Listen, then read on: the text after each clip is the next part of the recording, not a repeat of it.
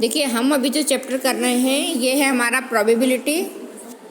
और प्रोबेबिलिटी में आज हम पढ़ेंगे Bernoulli trials and binomial distribution. Binomial distribution वही है जो हम बाइनोमियल एक्सपेंशन पढ़ते थे पिछले साल जो हमने पढ़ा है। अब बर्नौली ट्रायल्स जो है ये थोड़ा सा अलग है। इसमें क्या किया है इन्होंने कि आपको कोई भी, हम मान लो किसी सिक्के को उछालते हैं, किसी ताश के पत्ते को निकालते हैं या किसी बैग में से बॉल को निकालते हैं, ऐसे जितने भी ट्रायल्स हम करते हैं जिसको हम इवेंट कहते हैं, तो उन इवेंट के सक्सेस होने की प्रोबेबिलिटी और सक्सेस नहीं होने की प्रोबेबिलिटी, मतलब वो जो सक्सेस नहीं होगा उसको हम क्या कहेंगे, फेल्यूर। तो यदि वो सक्सेस हो रहा है तो उसको हम सक्सेस कहेंगे, और यदि सक्सेस नहीं हुआ तो फेल्यूर। दो ही चीज़ें होती है। जो सक्सेस हो रहा है, जो सक्सेस होने की प्रोबेबिलिटी, उसको हम Px से डिनोट कर रहे हैं, और जो सक्सेस नहीं हो रहा है उसको हम Q लिख रहे हैं। और Q क्या है, 1 - P। ये देखिए यहाँ पे ये उन्होंने कहा कि यदि कोई इवेंट है तो उस इवेंट में सक्सेस होने की प्रोबेबिलिटी यदि 1/P है तो Q इक्वल हो जाएगा 1 - P, और वो भी 1/2 हो जाएगा। तो एक जो 1/2 है प्रोबेबिलिटी ऑफ फेल्यूर है, और दूसरा जो P है वो प्रोबेबिलिटी ऑफ सक्सेस है। तो यहाँ पे इन्होंने एक आपको एग्जाम्पल दिया है, और उस एग्जाम्पल के बाद इन्होंने इसकी डेफिनेशन दी है। एग्जाम्पल इन्होंने यहाँ पे बताया है, there should be a finite number of trials.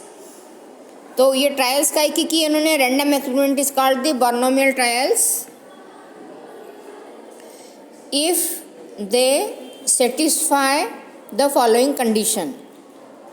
किसी सिक्के को जब हम उछाल रहे हैं, वो हमारा रैंडम एक्सपेरिमेंट है, तो उसकी जो अलग अलग कंडीशन है, उस अलग अलग कंडीशन, तो यहाँ पे मैं आपको सीधे इस वाले एग्जांपल पे ले चलती हूँ। एग्जांपल 30, यहाँ पे उन्होंने कहा कि 6 balls thrown successfully from an urn containing 7 red and 9 black.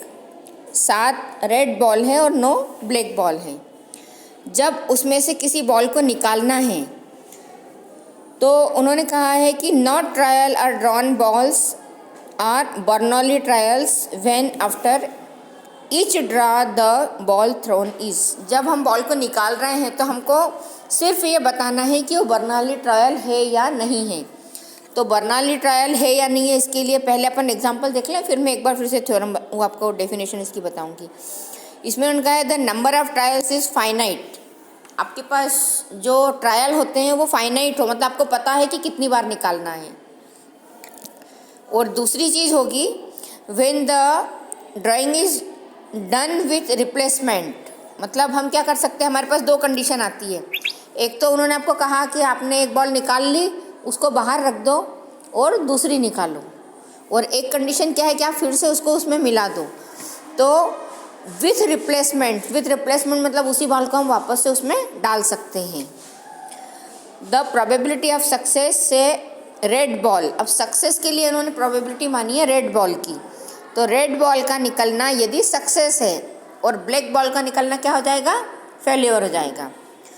तो हमारे पास कुल टोटल बॉल कितनी है, 7 रेड, ठीक है, और 7 और 9 कुल 16 बॉल है। तो टोटल नंबर जो है वो तो 16 है, और रेड बॉल का नंबर 7 है। तो पहली बॉल जो निकाल रहे हैं 7 में से निकालेंगे हम, तो पहली बॉल निकालने की प्रोबेबिलिटी क्या हो जाएगी, 7/16। ये सक्सेस की प्रोबेबिलिटी है। Which is same for all 6 trials. क्यों सेम होगा, he is the drawing is ball with replacement. Ball को निकालने के लिए रिप्लेसमेंट यूज़ कर रहे हैं। तो एक हमने निकाल ली, वो रेड निकली, तो हमने उस बॉल को अंदर डाल दिया। फिर से जब निकालेंगे तो फिर से 7 में से एक निकाल रहे हैं, फिर हमने उसको अंदर डाल दिया, फिर 7 में से एक निकाल रहे हैं। तो यहाँ पे प्रोबेबिलिटी क्या हो जाएगी, 7/16 हर बार आएगी। तो यदि आपके ये ट्रायल्स जो सक्सेस की प्रोबेबिलिटी है, जितनी भी बार आप निकालोगे, एक तो फाइनाइट हो, तो हमको पता है कितनी बार निकालना है, 7 टाइम्स, तो 7 टाइम्स निकालेंगे और हर बार प्रोबेबिलिटी यदि 7/16 आती है तो हम कहेंगे कि ये बर्नौली ट्रायल्स है। दूसरा उन्होंने कहा है कि नॉट रिप्लेसमेंट, उसका रिप्लेसमेंट नहीं है। ये सेकंड कंडीशन दी ना, not replaced in the earn, उसमें हम रिप्लेस नहीं करते हैं। तो उस वक्त क्या होगा, पहली बार जब हमने रेड निकाली तो प्रोबेबिलिटी आई 7/16। जब सेकंड ट्रायल लेंगे तो क्या हो जाएगा, उस बॉल को हम बाहर रख देंगे। अब वो बॉल बाहर रखी तो अब अंदर बची हुई बॉल कितनी हो जाएगी, टोटल 15 और रेड बॉल बची 6। तो अगली बार सेकंड ट्रायल जो करेंगे, अगली बार बॉल निकालने की प्रोबेबिलिटी 6/15 हो गई। उसके बाद निकालेंगे तो और कम हो जाएगी, वो हो जाएगी 5/14। तो सक्सेस की प्रोबेबिलिटी जहाँ बदल जाती है वहाँ पे हम कहेंगे कि बर्नौली ट्रायल्स नहीं है। तो आपके पास बर्नौली ट्रायल्स के लिए दो चीज़ें हैं, क्या है, एक तो नंबर ऑफ इवेंट जो है वो फाइनाइट हो, मतलब आपको पता हो कि कितनी बार निकालना है, और दूसरा आपको जो क्वेश्चन देते हैं उसमें तो फाइनाइट ही होता है, 10 बार करना है, 5 बार करना है, वो है ना। तो एक तो फाइनाइट हो, दूसरा ट्रायल जो है सक्सेस की सेम आए हर बार, तो हम कहेंगे कि ये बर्नौली ट्रायल है। इसको मैंने ये देखो शॉर्ट में फिर लिख के बताया है। इसकी डेफिनेशन जो है वो इस तरह से बनेगी, when the probability of success is same for all trials is called Bernoulli trials, or when the probability of success is not same, अलग अलग आ रही है हर बार, तो हम कहेंगे कि बर्नौली ट्रायल नहीं है। तो आपको इस सवाल में बस इतना ही निकालना है कि ट्रायल है या नहीं, तो आपको उसको देख के ये प्रोबेबिलिटी निकाल के बताना पड़ेगी। अब सेकंड चीज़ है ये बाइनोमियल डिस्ट्रीब्यूशन। तो बाइनोमियल डिस्ट्रीब्यूशन जो है ये वही बाइनोमियल थ्योरम है जो आप पढ़ चुके हो, जिसका बाइनोमियल एक्सपेंशन आपको मालूम है कि बाइनोमियल एक्सपेंशन होता है NCR a⁴ और b⁴n-r। अब यहाँ पे हमने उसको चेंज कर दिया है, उसको हमने लिखा है Px फॉर सक्सेस, जहाँ पे Px जो है वो किसको दिखा रहा है, सक्सेस को। तो जो सक्सेस है उसको हम P कहेंगे, और यहाँ पे शॉर्ट में हम P लिख रहे हैं, ठीक है। P मतलब प्रोबेबिलिटी का होना, और प्रोबेबिलिटी का नहीं होना Q रहेगा, मतलब ये फेल्यूर है, इसको हम 1 - P से डिनोट करेंगे। अब N मतलब जितनी बार आप उस इवेंट को करते हो, टोटल नंबर N है, NCX लिखा है क्योंकि यहाँ पे इन्होंने इसको X दिया था, इसलिए बुक में फार्मूला X दिया था तो हमने R की जगह X लिख दिया, तो ये है NCX। P मतलब इवेंट का होना, सक्सेस, वो है P⁴x, और Q मतलब उसका नहीं होना, तो ये है N-x। इसको इन्होंने किस तरह से निकाला है वो समझाऊं क्या एक बार। ये इन्होंने बताया है कि यदि हमारे पास में 6 डिफरेंट केसेस हैं और उसमें उन्होंने कहा है कि देयर इज़ लिस्टेड बिलो, और S और F से उनको डिनोट किया है, मतलब किसी सिक्के का जब हमने उछाला तो उसके हेड आने की प्रोबेबिलिटी को S और मतलब सक्सेस माना है, और फेल्यूर किसको माना है, टेल आने को। तो सक्सेस हुए और 5 बार फेल हुए, फिर सक्सेस हुए, तो इस तरह से S की जगह देखो बदल रही है, हर बार में एक S और बाकी आपको F मिल रहा है।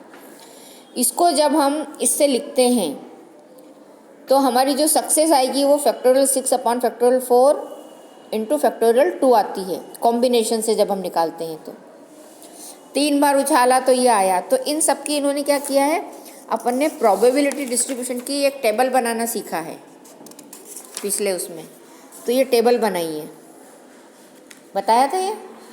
तो इसमें x हमने 0 1 2 3 रखा, तो Px हमको मिला, Px मतलब सक्सेस के लिए प्रोबेबिलिटी, तो ये हमको मिली है पहली बार में Q, दूसरी बार में मिला 3Q²P, फिर जब 2 रखा था तब 3PQ² और PQ। तो इस तरह से देखो Q की पावर एक एक कम होती गई और P की पावर एक एक बढ़ती गई।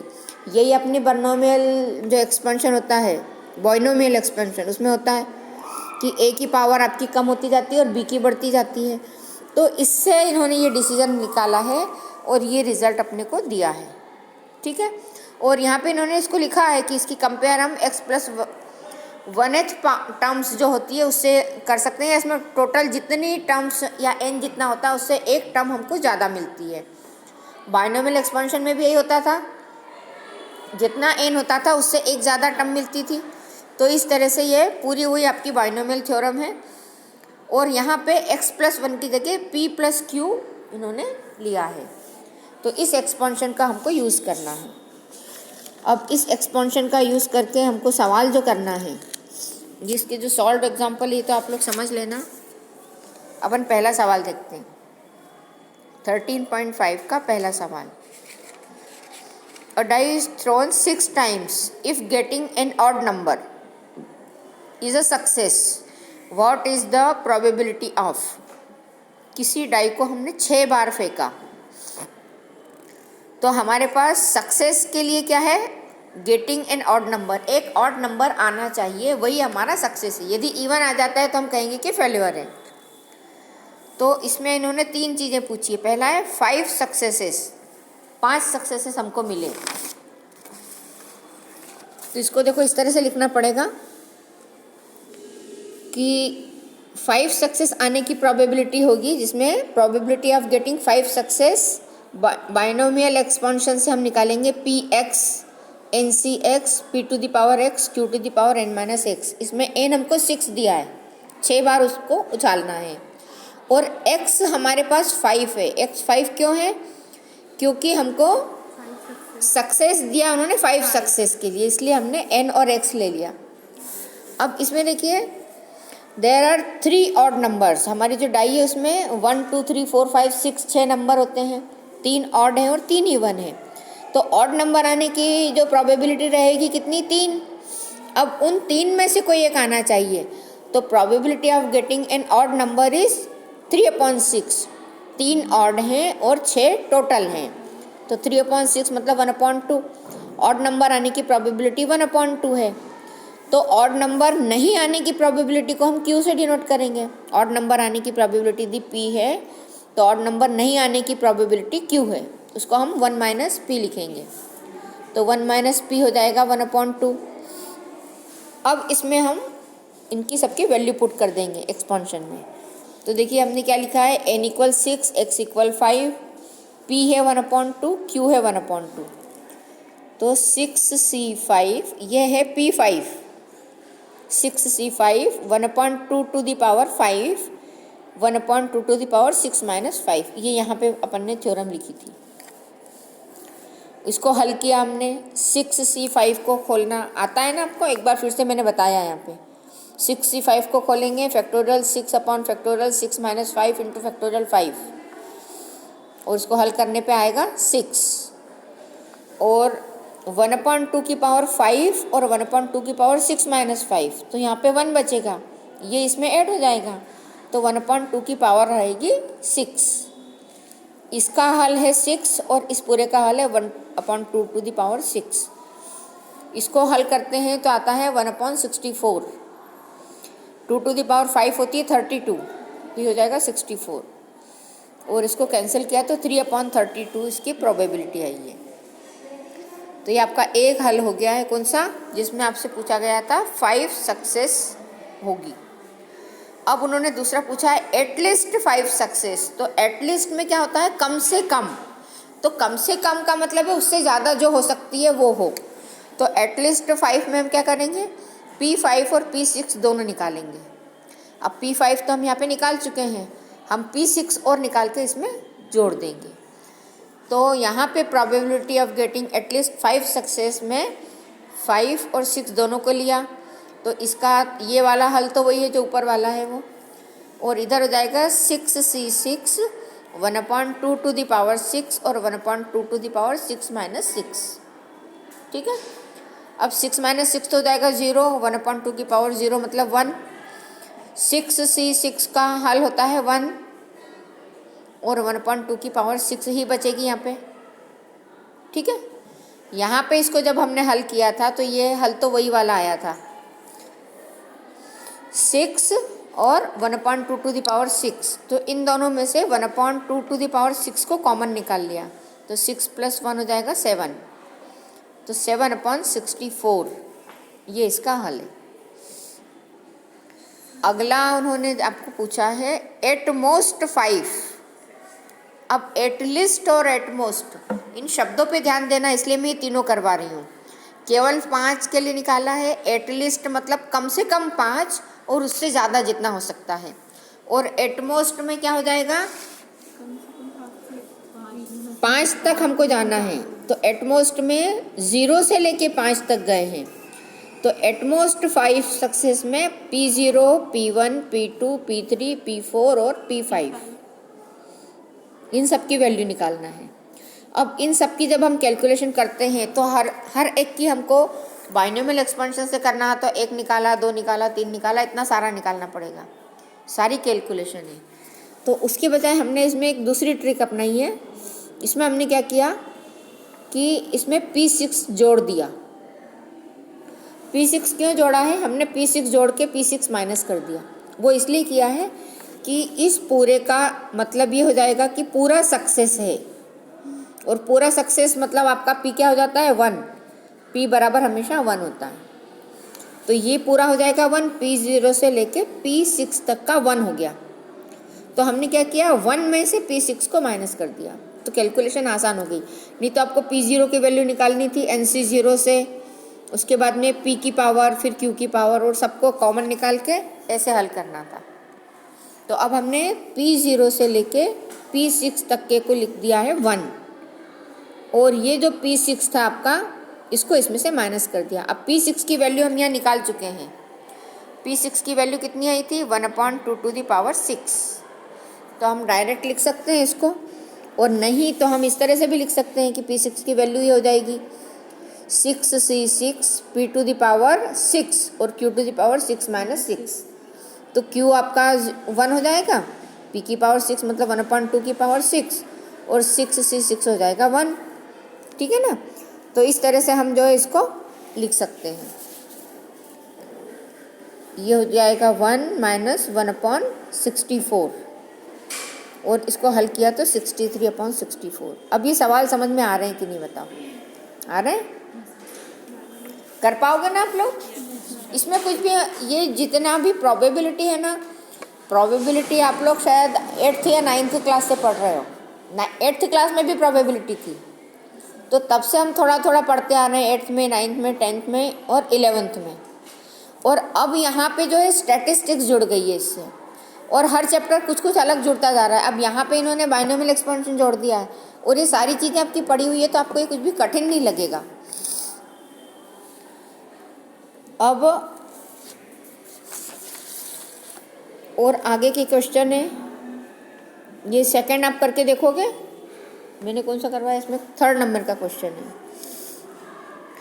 There are 5% defective items in a large block of item.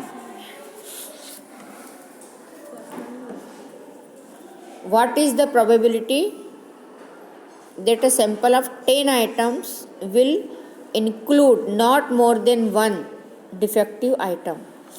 मतलब उन्होंने कहा है कि आपके पास जो आइटम है उनमें से 5% डिफेक्टिव है, जितने हैं उसका 5% डिफेक्टिव है। What is the probability that a sample of 10 items will include not more than 1 defective item? तो उन आइटम में कुछ ऐसे आइटम थे जो आपको सैंपल के लिए दिए थे, तो वो सैंपल के आइटम में कोई भी डिफेक्टिव नहीं था। ठीक है? तो अब आपको क्या निकालना है? इसके ये प्रोबेबिलिटी निकालना है कि वो जो सैंपल के हैं उनमें कोई भी डिफेक्टिव नहीं है। वह एक बार फिर से उसको रिपीट कर लेते हैं अपन। What is the probability that a sample of 10 items, 10 item हैं, 10 बार निकाला मतलब उसमें से 10 बार जब हम निकालेंगे तो उसमें से कोई भी डिफेक्टिव नहीं होगा। Include not more than 1 defective items. तो इसमें देखो, probability of getting 1 defective item, जो डिफेक्टिव आइटम है 5% है, तो 5/100 हो जाएगा, तो 1/20। तो डिफेक्टिव आइटम होने की प्रोबेबिलिटी 1/20 है। तो डिफेक्टिव नहीं होने की प्रोबेबिलिटी चाहिए हमको क्या चाहिए? डिफेक्टिव नहीं होने की प्रोबेबिलिटी। तो probability of getting good item, उसका डिफेक्टिव नहीं होना मतलब उसका अच्छा होना, तो गुड आइटम हो जाएगा 1 - 1/20। ठीक है? और इसको हल किया तो आएगा 19/20। फिर a sample of 10 items includes more than 1 defective, not more than 1 defective. ये हम निकालेंगे तो P0 और P1 या तो एक भी नहीं निकलेगा या फिर बहुत करके निकला तो एक डिफेक्टिव निकलेगा। तो P0 और P1 इन दोनों की वैल्यू निकाली हमने बाइनोमियल एक्सपेंशन से। P0 के लिए हम क्या करेंगे, हमने हमारा जो फार्मूला है वो फार्मूला क्या है, NCx P⁻x Q⁻n-x। इसमें हमने क्या रखा है, n की जगह रखा है 10, p की जगह रखा है 1/20, q की जगह रखा है 19/20। अब देखिए 10C0 यहाँ पे जो है वो x है, तो x मैंने यहाँ पे इसलिए नहीं लिखा कि x एक बार तो हम क्या ले रहे हैं 0 और दूसरी बार ले रहे हैं 1, ये 2 x है हमारे पास यहाँ पे। तो 10C0 1/20⁻x, तो ये 0 आ गया, और 19/20 की पावर 10 - 0, n-x है ना, तो 10 - 0। और अगला है 10C1 1/20⁻1, ये वाला 1 आ गया, और 19/20⁻10 - 1। 10C0 की वैल्यू 1 होती है, ये आप लोगों ने याद कर रखा है ना, इसको आपको हर बार हल करने की ज़रूरत नहीं है कि NC0 क्या होता है, NC1 क्या होता है। तो ये हो जाएगा आपका 1, 19/20⁻10, ये तो हो जाएगा 1, 1/20⁻0 हो जाएगा 1। फिर 10C1 की वैल्यू आएगी 10, NC1 हमेशा n होता है, 1/20 और 19/20⁻10 - 1 तो हो जाएगा 9। इसमें 19/20 की पावर यहाँ 9 है, यहाँ 10 है, तो 9 को हमने कॉमन निकाल लिया, तो यहाँ अंदर बचेगा 19/20 एक, और यहाँ बचेगा 10/20। हमने इसको कैंसिल नहीं किया है क्योंकि नीचे LCM लेने के लिए हमको फिर से चाहिएगा, तो हमने इसका LCM लिया 19 + 10/20, और ये 19/20 की पावर 9 हमने कॉमन निकाला था। इसको हल करेंगे तो आएगा 29/20, तो इसका हल हो जाएगा 29/20 × 19/20⁻9। ये आपका क्वेश्चन नंबर 3 कंप्लीट होता है। पीरियड लग गया? Yes ma'am. तो अब आप क्या करोगे, आगे के क्वेश्चन करने की कोशिश करो। क्लास में आते हो ना तो थोड़ा सा पढ़ के आओ ताकि अपनी लिंक हो जाए। अच्छा, अभी अपना जो है ये एक्सरसाइज ख़त्म हो जाएगी, उसके बाद अपने को आगे क्या लेना है ये बताओ, क्योंकि अपन ने जितना पढ़ा है उसमें सिलेबस तो अपना हो जाता है, जो छोड़ना थे वो चैप्टर छोड़ दिए हैं। अब आप लोग ऐसा करो कि एक एक चैप्टर या तो रिवीजन में ले लो, तो क्या क्या लेना चाहोगे पहले रिवीजन में? फर्स्ट से? और डाउट होंगे पूछ लेना। हाँ ग्रुप पे डाल दें। हाँ, ऐसा कर लो, जिसकी जो डिफ़िकल्टी है वो आप लोग पूछ लो, ग्रुप पे डाल दो। तो अभी क्या होता है, देखो ये सवाल यदि मैं पूरा करवाती तो तुमको शायद एक ही सवाल करवा पाती। अब मैंने ये तैयारी कर दी थी ना, तो ये तैयारी करने से क्या होता है कि जल्दी हो जाता है। अब मुझे क्या वीडियो बनाना रहता है तो सवाल में दोनों काम एक साथ नहीं कर पाती हूँ, इसलिए मुझे पहले से सवाल लिख के रखना पड़ता है कि ये लिखा हुआ रहता है तो समझाना, एक एक्सप्लेन करा दो। अब मैं यदि लिखने जाती हूँ तो मैं इधर देखूँ या नीचे देखूँ तो मुझे प्रॉब्लम होती है। तो यदि आप लोग डाउट्स अपने डाल दोगे तो मैं आपको इसी तैयारी करके दे दूँगी, और मान लो आप लोग नहीं आ पाए तो कम से कम मैं फ़ोटो खींच के उसके भेज सकती हूँ ग्रुप पे। तो आप लोग ये काम करो बस। अब इसमें से कौन सा सवाल करना चाहोगे वो देखो, और अपन 1-2 सवाल और कर लेंगे इस एक्सरसाइज के, तो कल अपना हो जाएगा ये कोर्स कंप्लीट। और मेरे पास जो है वो इस साल का ब्लूप्रिंट तो नहीं आया है अभी, पर 30 मार्क्स के ऑब्जेक्टिव रहेंगे, तो उस हिसाब से आपको तैयारी करना। ये मैंने एक बुक इसको दी थी सरगम को, अब आप लोगों में से कोई लेना चाहो तो तुम ले लो। ये इसमें क्या है, 18 की है ये बुक, सिलेबस आपका थोड़ा बदल गया है। तो मैंने इसको बोला था कि तुम जो चैप्टर अपने नहीं हैं उनको मत लेना, जो चैप्टर हैं उनके ऑब्जेक्टिव तैयार कर लो। हाँ, ऑब्जेक्टिव तो कर ही सकते ऑब्जेक्टिव में तो कोई नहीं है। और अगली जो इस साल की भी आएगी 2021 की बुक जो आएगी उसमें भी ऑब्जेक्टिव तो यही रहते हैं, यही रिपीट होते हैं। तो ये मतलब ऐसे मत सोचना कि मैडम ने बिना कोर्स का दे दिया है।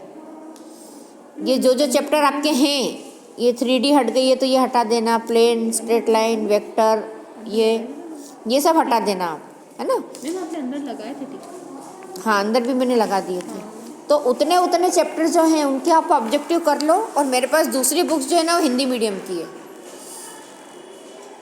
तो हिंदी मीडियम की बुक से आप लोगों को दिक्कत होगी। तो इंग्लिश की एक ही बुक थी, तो ये सरगम के पास थी 3-4 दिन से। तुम लोगों को कोई ले जाना चाहते हो तो ले जाओ, और लेके कोई भी बैठना मत, क्योंकि एक अकेली बुक है और इस साल की अभी कोई आएगी तो फिर मैं वापस दे दूँगी, है ना। मतलब इसको रनिंग में चलने देना। और मेरे पास अभी इस साल की भी एक बुक आई है, पर वो भी हिंदी की है। हिंदी की लेना हो तो मैं दे देती हूँ। हिंदी की समझ नहीं आएगा। हाँ तो ठीक है फिर, है ना। तो आप लोग तैयारी करो और रिवीजन चालू कर दो अब अपना।